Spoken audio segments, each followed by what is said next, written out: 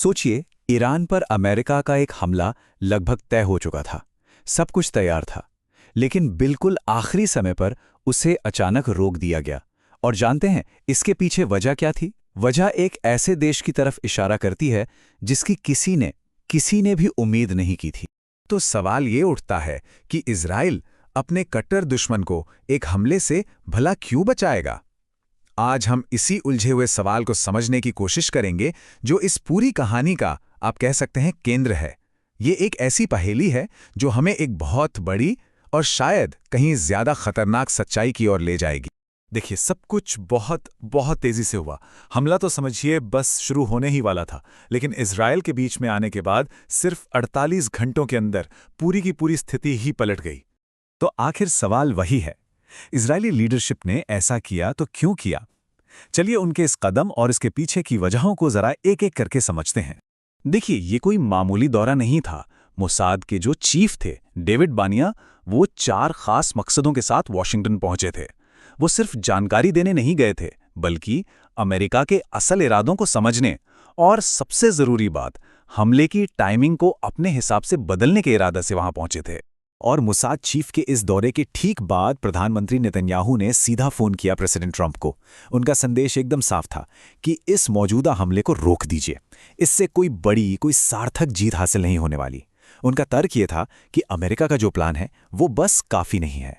और बस यहीं से इस कहानी का असली मकसद सामने आना शुरू होता है। इजराइल का लक्ष्य हमला रोकना था ही नहीं, बल्कि उसे एक बड़े और कहीं ज्यादा विनाशकारी हमले में बदलना था। ये बात सबसे ज्यादा जरूरी है। इजराइल असल में शांति नहीं चाहता था, वो तो बस एक रणनीतिक देरी चाहता था, ताकि भविष्य में जब जंग हो तो वो उसकी अपनी शर्तों पर हो। तो सवाल यह है कि इजराइल को इस छोटे हमले से डर आखिर क्यों था? खैर, इसके 3 बड़े कारण थे। सबसे पहला और सबसे सीधा डर था जवाबी हमले का। देखिए, अगर अमेरिका हमला करता तो ईरान शायद सीधे अमेरिका पर हमला नहीं करता। वो क्या करता? वो अपने प्रॉक्सीज यानी अपने सहयोगी गुटों को एक्टिवेट कर देता। लेबनान से हिजबुल्लाह, यमन से हूती और दूसरे संगठन मिलकर इजराइल पर कई दिशाओं से हमला कर सकते थे। नतीजा, एक ऐसा युद्ध जिसके लिए इजराइल शायद उस वक्त तैयार नहीं था।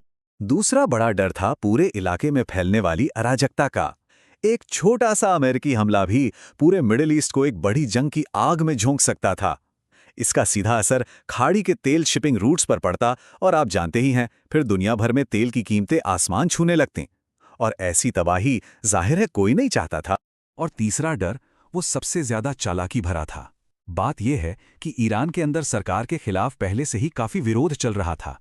इजराइल को यह डर था कि अगर अमेरिका ने बाहर से हमला किया तो ईरान की जनता अपने सारे मतभेद भुलाकर अपने नेताओं के पीछे एकजुट हो जाएगी, और इससे वो जो अंदरूनी दबाव था, जो ईरान को अंदर से कमजोर कर रहा था, वो खत्म हो जाता।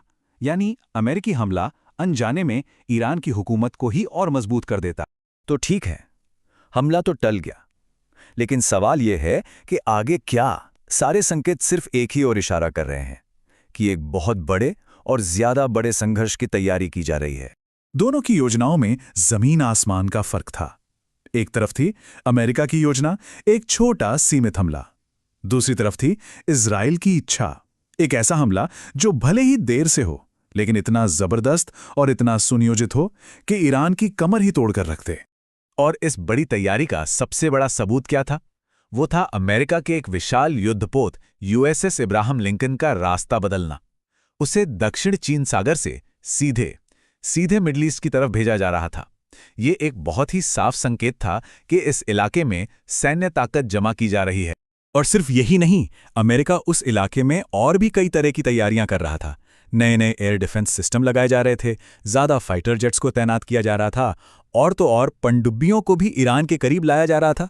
मकसद एकदम साफ था कि जब असली हमला हो तो इजराइल को ईरान के किसी भी जवाबी हमले से बचाने के लिए अमेरिका पहले से ही पूरी तरह तैयार।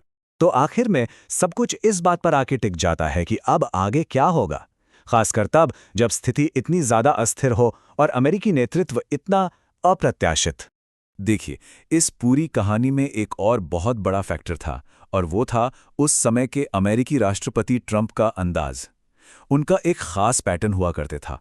पहले वो जोरदार धमकियां देते, डर और अनिश्चितता का माहौल बनाते, और फिर अचानक से अपने कदम पीछे खींच लेते।